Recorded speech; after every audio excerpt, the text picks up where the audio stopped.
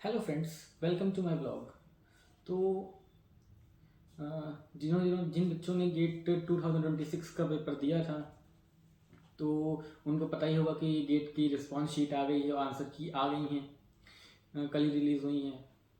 तो बहुत बच्चों ने अपना आंसर की को रैंक रेटर पे डाल के देख भी लिया होगा कि उनके कितने नंबर आए हैं, कितने टोटल मार्क्स आए हैं, कितनी एस्टिमेटेड स्कोर है, कितना एस्टिमेटेड रैंक आ सकती है।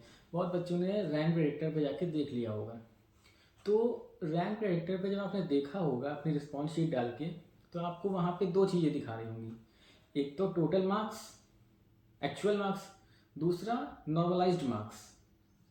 तो ये क्या है, टोटल मार्क्स क्या है और नॉर्मलाइज्ड मार्क्स क्या है, ये हैं क्या आखिर?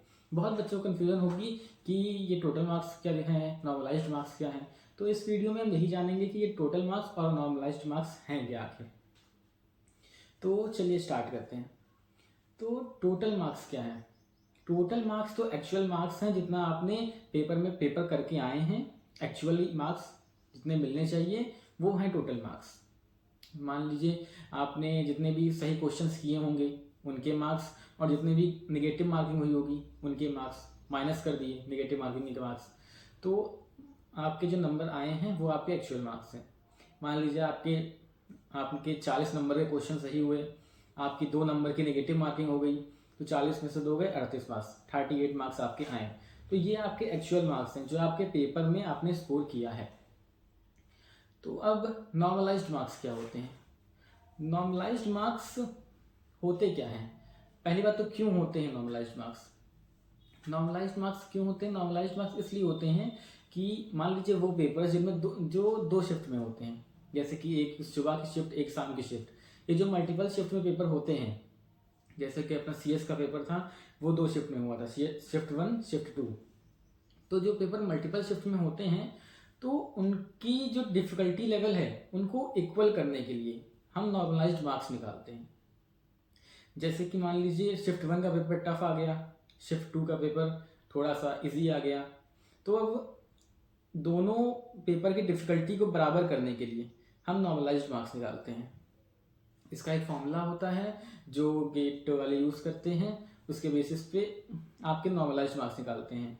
तो मान लीजिए अगर आपका शिफ्ट 1 है, शिफ्ट 1 थोड़ा सा टफ आया है ना, तो आपके अगर मान लीजिए शिफ्ट 2 बच्चे हैं, दोनों के 40-40 मार्क्स आए हैं, लेकिन एक बच्चा शिफ्ट 1 में था, एक बच्चा शिफ्ट 2 में। अगर शिफ्ट 1 थोड़ा सा टफ है, थोड़ा सा टफ था, तो उसके मार्क्स बढ़ सकते हैं, 40 से 45-46 हो सकते हैं। और अगर शिफ्ट 2 मेरा थोड़ा इजी आ गया कंपेरेटिव टू शिफ्ट 1, तो उसके मार्क्स या तो 40 ही रहेंगे या 40 से कम भी हो सकते हैं। ठीक है, तो ऐसा होता है। इसमें क्या होता है कि ओवरऑल बच्चों का एवरेज निकाला जाता है, कि सारे बच्चों के मार्क्स का एवरेज निकाला जाता है, उसके बेसिस पे दोनों शिफ्ट की डिफ़िकल्टी को बराबर किया जाता है। इसीलिए अगर आपका पेपर टफ था तो आपके मार्क्स बढ़ सकते हैं नॉर्मलाइज्ड मार्क्स में, और अगर आपका पेपर इजी था तो आपके मार्क्स कम भी हो सकते हैं या उतने भी रह सकते हैं। तो गेट का जो रिजल्ट आता है उसमें टोटल मार्क्स नहीं, एक्चुअल मार्क्स नहीं लिखे होते, उसमें आपके नॉर्मलाइज्ड मार्क्स लिखे होते हैं, और नॉर्मलाइज्ड मार्क्स के बेसिस पे ही आपका स्कोर और रैंक डिसाइड होता है।